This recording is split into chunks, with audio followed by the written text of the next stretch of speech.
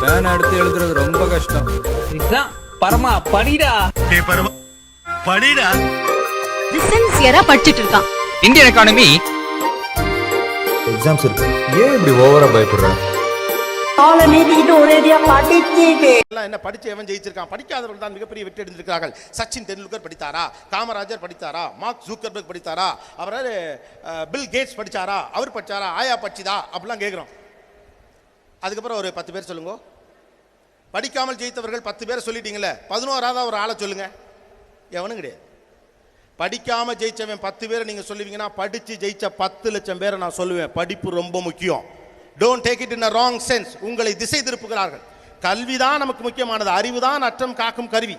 தமிழ்நாடை போட்டு இந்த ரவுண்டு கட்டுறானுங்களே, இந்திய திணிக்கிறேனுங்கிறானுவோ, நீட்டில் கொண்டே சொருகிறேங்கிறானுவோ, லெஃப்ட்ல ஆப் வைக்கிறானுவோ, ரைட்டில் திருப்புறானுவோ.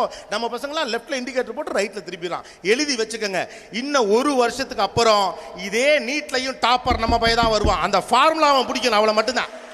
நீங்கள் எங்கே வேணாலும் சொருங்கோ, ஒன்றும் பண்ண முடியாது. அப்போ education is very much important.